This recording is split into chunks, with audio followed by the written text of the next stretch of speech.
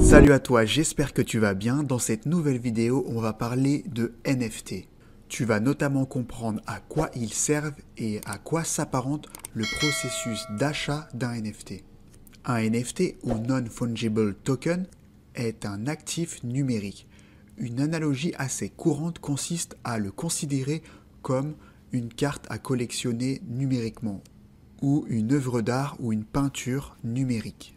En fait, lorsque tu vas acheter un NFT, eh bien, tu vas tout simplement détenir les droits sur cet actif numérique. Le terme non-fungible ou non-fungible signifie qu'il ne peut pas être modifié dans le temps et ce, dès sa création. Les NFT sont tous différents. Ils sont tous plus ou moins symboliques ou ont leurs propres caractéristiques leur permettant d'être uniques. Lorsque tu vas posséder un NFT, tu vas tout simplement posséder un petit morceau de données qui ne change pas au fil du temps. Voilà pour les bases. Mais maintenant, qu'en est-il quand il s'agit d'entrer dans le vif du sujet? Qu'est-ce qu'un NFT? Eh bien, les NFT sont simplement des données qui appartiennent à une adresse de transaction. Et quiconque possède le mot de passe de cette adresse possède les NFT. Cette personne est donc propriétaire de cette donnée et cette donnée peut être achetée ou vendue à d'autres adresses de transaction.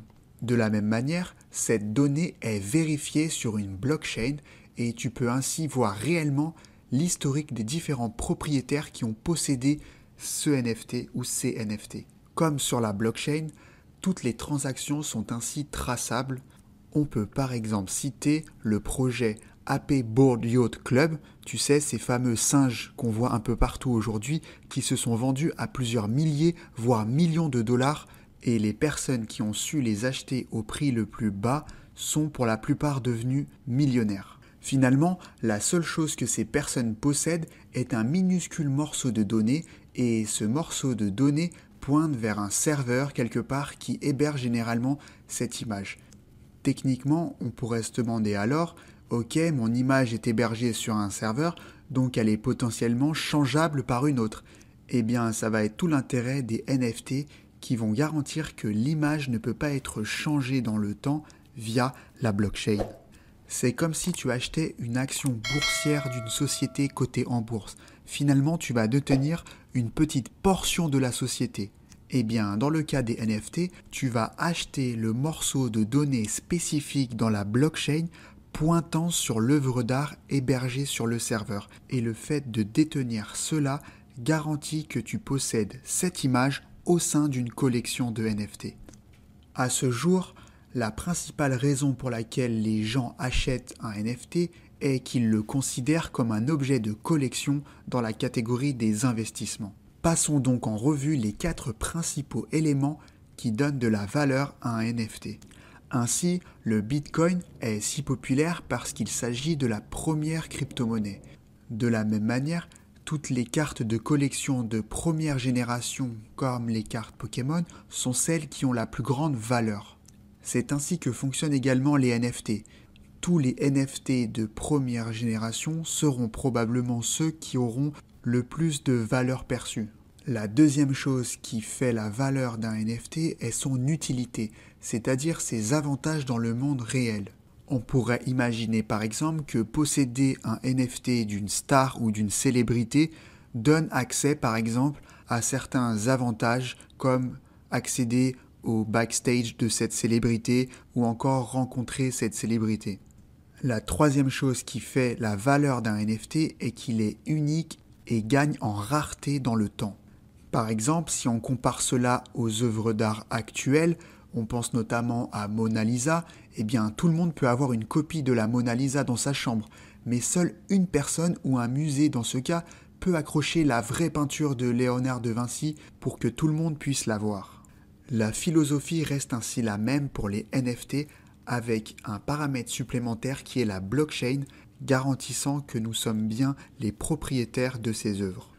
En gardant ces éléments à l'esprit, tu dois ainsi réfléchir à ce qui fait réellement la valeur d'un actif non financier. Si un actif non financier est le premier de son genre, ou s'il présente un avantage dans le monde réel, ou encore s'il est rare et si quelqu'un d'important l'a possédé, ce sont toutes des questions à se poser lors de l'évaluation d'un actif non financier. Maintenant que l'on a passé en revue comment fonctionnent les NFT et à quoi s'apparentent-ils, voyons à quel point ils sont rapidement devenus populaires. Il suffit de regarder les données des tendances de Google concernant les recherches effectuées sur l'année 2021. Avant l'année 2021, on en savait très peu sur les NFT. Et pourtant, cette tendance a littéralement explosé durant l'année 2021 et continue en 2022. On peut par exemple citer les CryptoPunks qui se sont vendus certains à 800 Ethereum, d'autres à 650 Ethereum. Aussi les terrains virtuels de Decentraland qui se sont vendus à des centaines et des centaines d'Ethereum suivant leur localisation dans le monde. Et tout un tas d'autres NFT qui se sont vendus à plusieurs centaines d'Ethereum. Tout ça pour expliquer que la technologie NFT est un marché à part entière et qu'il y a énormément d'offres et de demandes. Nous en sommes encore qu'aux prémices de cette évolution technologique et de plus en plus de plateformes apparaissent sur différentes blockchains que je pourrais détailler dans une prochaine vidéo. Une autre question importante à se poser au sujet des NFT est de savoir si quelqu'un peut copier son NFT. Eh bien, techniquement, oui, quelqu'un peut copier un NFT comme n'importe quelle autre œuvre d'art, mais l'adresse du NFT original peut être retracée jusqu'à son créateur, puisque tous les NFT ont un journal d'historique de leurs transactions. Quelqu'un pourrait aussi créer un nouveau NFT qui pointerait vers la même adresse de transaction que le NFT d'origine ou vers une adresse différente de la même image ou de la même œuvre. Mais il faut bien retenir que la valeur d'un NFT n'est pas l'image à proprement parler, mais plutôt la donnée qu'il représente au sein de la blockchain associée à l'image hébergée par le serveur.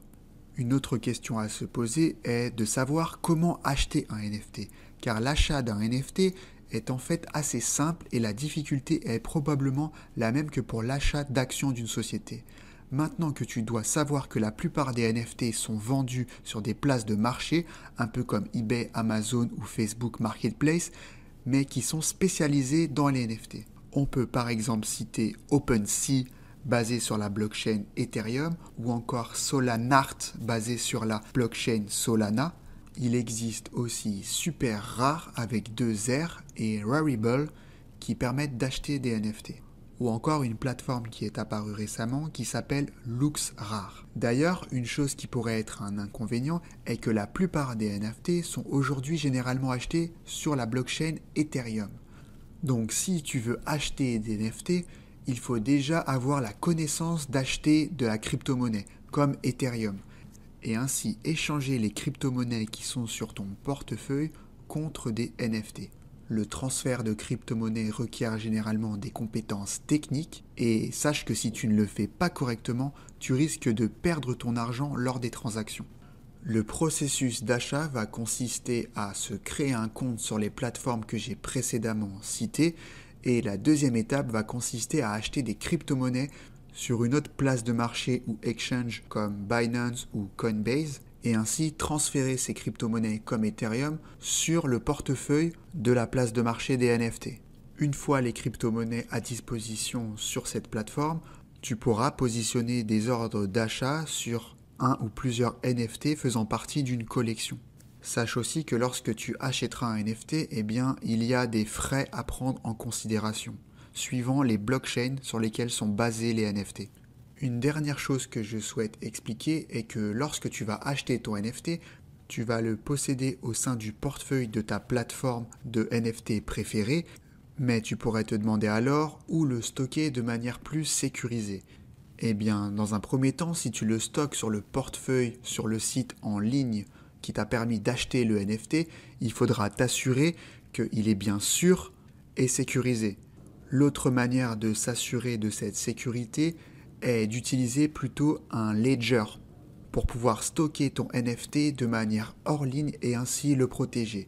Mais si tu veux le garder en ligne, il existe également quelques applications qui hébergent des portefeuilles comme MetaMask, Trust Wallet ou encore Engine.io.